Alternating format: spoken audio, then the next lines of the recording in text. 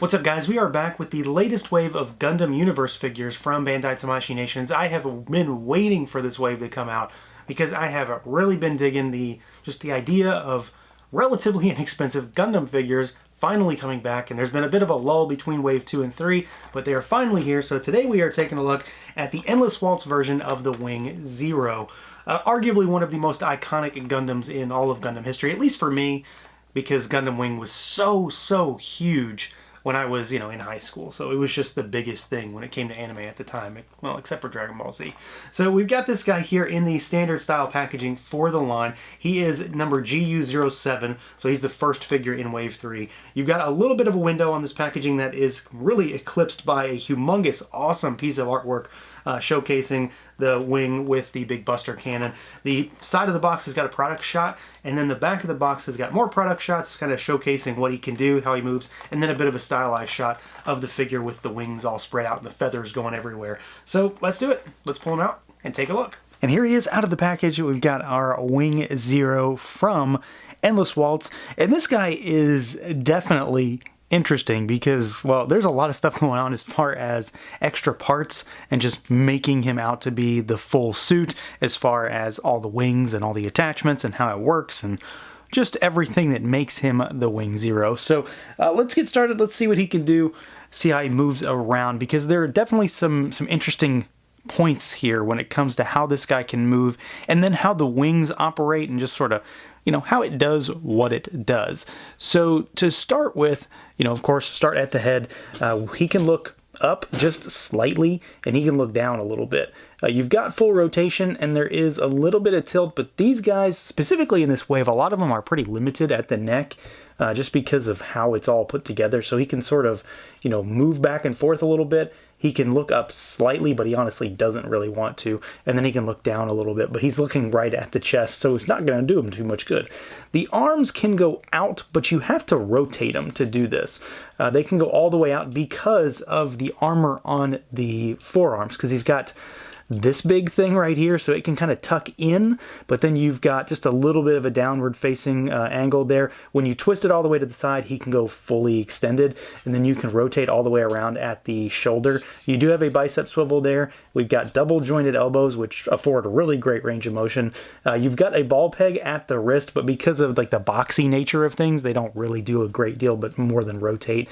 As far as the torso goes, he's got a little bit back and a little bit forward, no tilt, but then you've got pretty decent side to side. I mean, it's not perfect, it's not full rotation, but he does move pretty well. Again, a lot of it comes down to just where things start to hit because he's got all these crazy angles all over him with the armor pieces.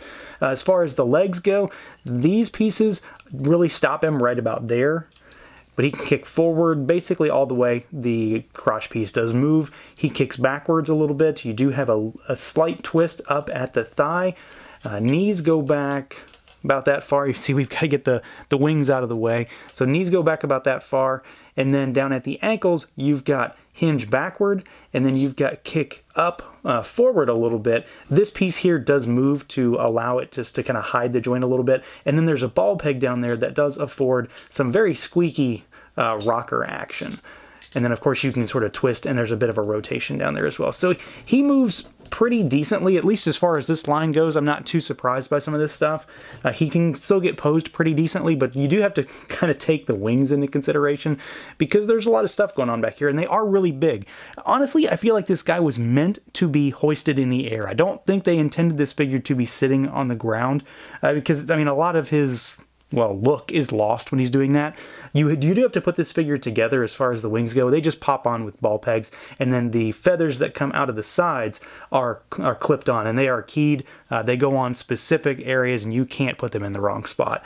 So you've got ball pegs up at the top wings, the outer wings, so they can go up and backwards, and then they can go outward as well, when he's kind of flaring them all out. The back wings, or the inner wings, can really only go side to side, and then they go up and down a little bit. You see they're just on ball pegs as well, so they just pop in just like that, and then they can sort of flare outwards a little bit, and then they've got upwards and a little bit down.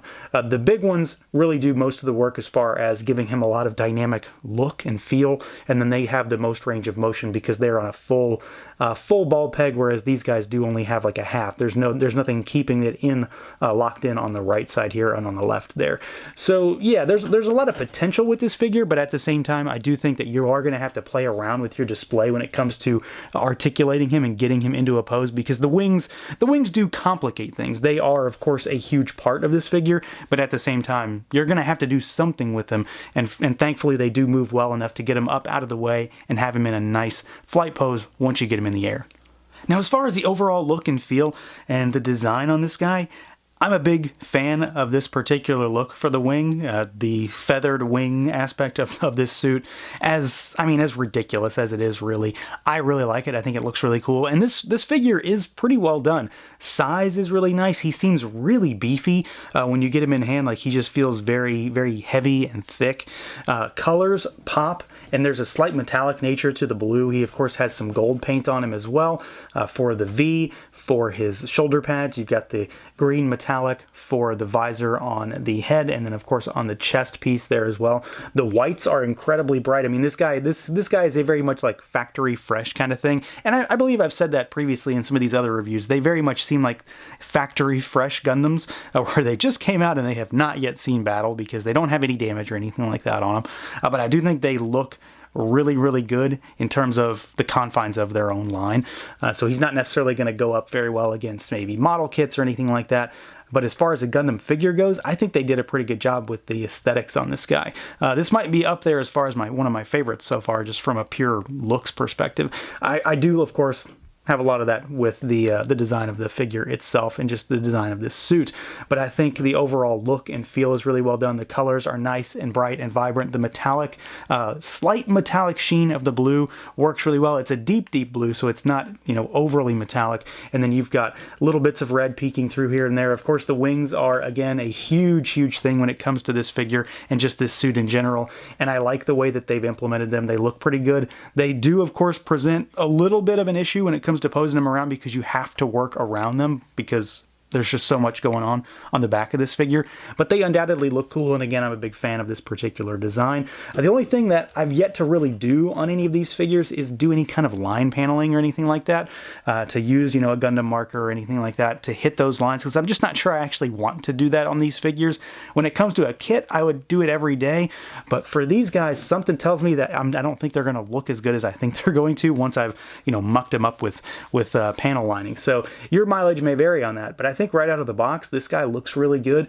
I'm overall very happy with the sizing, with the proportions, because he's not overly huge from the waist down, which we had a few issues like that with some of the other figures, and I think overall he very much looks the part when it comes to the Endless Waltz version of the Wing Zero. Now, as far as accessories for the wing, we've got kind of the standard affair, and basically it's the same situation that we got with the wing from, Wave 1? So to start with, you've got a pair of swapping hands, so you've got fists in the box as far as what he comes with default, and then you've got a gripping hand on his left, and you've got a trigger finger gripping hand on his right. We do have the Tamashii stand port that you can pop on his undercarriage there, so if you've got a stand that works with those, you can use that. I do not.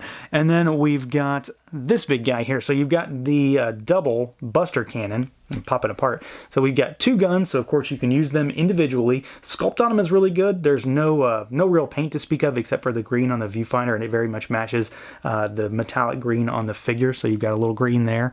And then you've got the other one, and there's pegs on this side, and there's ports on this side, and you just pop them together.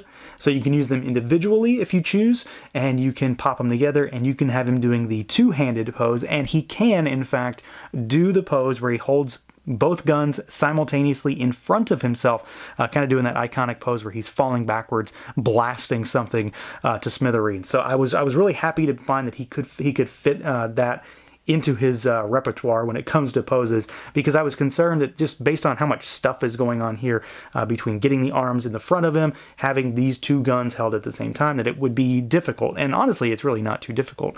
I'll have some pictures at the end showing him doing it.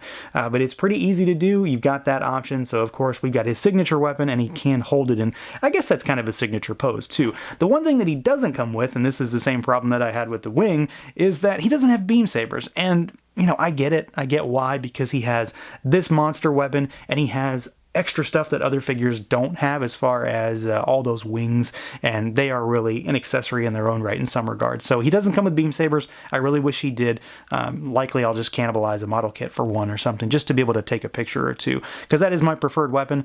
But this is the priority, I suppose, because this is the signature weapon for sure. And again, he can do everything that he needs to do in terms of posing and holding it just fine, holding them independently or holding them combined. So overall, this guy's pretty good. I'm having a lot of fun with this particular figure. He does have a few limitations here and there when it comes to articulation. My one big gripe is really mostly at the head, because he doesn't have a great deal of upward movement.